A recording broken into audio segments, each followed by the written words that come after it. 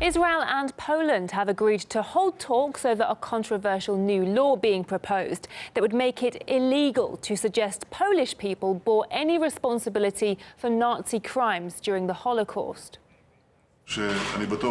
Last night I expressed my strong opposition to the law passed in the Polish parliament last Friday, and I'm sure that all ministers would agree regarding the Holocaust that befell our people on Polish soil. The law is due to go through 2 more stages before it's finally adopted.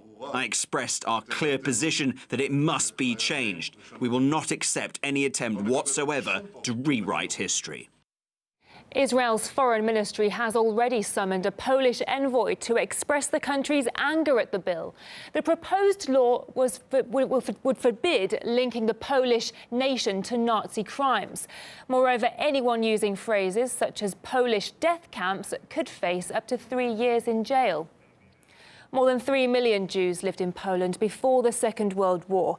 Most of them were killed during the conflict. The concentration camp Auschwitz-Birkenau, which was built in Poland during the Nazi occupation, has become one of the defining symbols of the Holocaust. It was there alone that around 1 million Jews were killed. Well, we can now discuss this issue with the Chief Rabbi of Moscow, Pinchas Goldschmidt. Rabbi Goldschmidt, thank you for joining us on the programme. Now, regarding the proposed Polish law, why is there such an outcry, given that the Nazis were responsible for the crimes, not occupied Poland? In Israel, nobody is arguing that the death camps were created by the Germans or run by the Nazis. Nobody argues that. What they argue about is saying that Poland is saying none of the Polish people had any responsibility or collaborated with the Germans, with the Nazis during the war. Here, the Israelis and Jews, and especially survivors, have a problem, because we know of many stories of survivors from the Warsaw Ghetto leaving the ghetto, going into the woods and being killed by Polish partisans.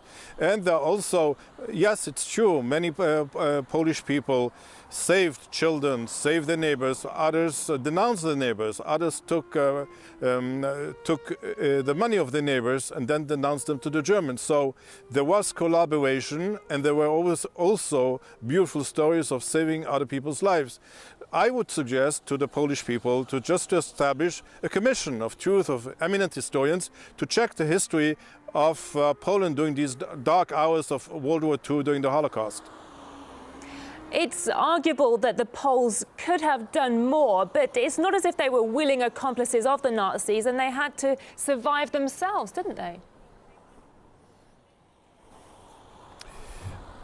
I don't think that this is the argument here, that they could have done more, could have done less. The argument is that there are, like in other occupied countries, like in Holland and in France. In France, the police, the local police, worked together with the Germans to deport the Jews. In Holland also there was local collaboration. In Poland, Jews were killed in the villages where they lived, and there were also Poles who took part in that. So it's not a black and white story. Let's learn the story, and let's once come up with the truth. Passing laws to say you're not allowed to talk about this is not going to change the truth. Now, regarding Netanyahu's remarks about rewriting history, don't you think that's going a little bit too far? No one here is denying the facts of the Holocaust.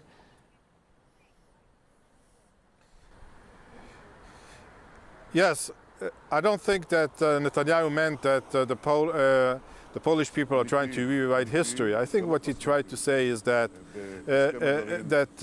this history has a past, and it has to be like Switzerland.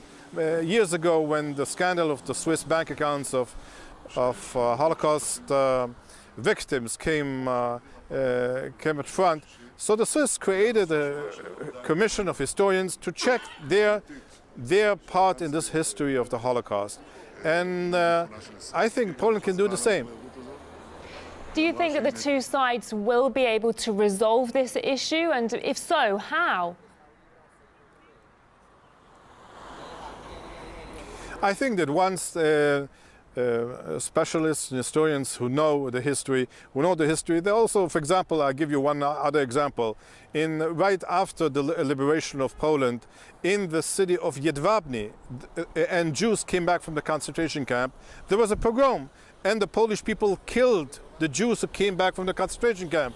And this is after Germany disappeared. This is after the victory against Germany. So there is a history there. And I would like also to say that the Germans decided to put the death camps in Poland and not in France and not in Holland and not even in Germany for maybe a good reason.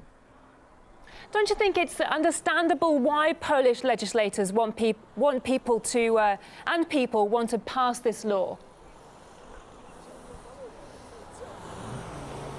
I think that the people in Poland getting very upset when people say Polish death camps. I understand them. I agree with them. These were not Polish death camps. These were death camps in Poland. Chief Rabbi of Moscow, Pinchas Goldschmidt, thank you for your time.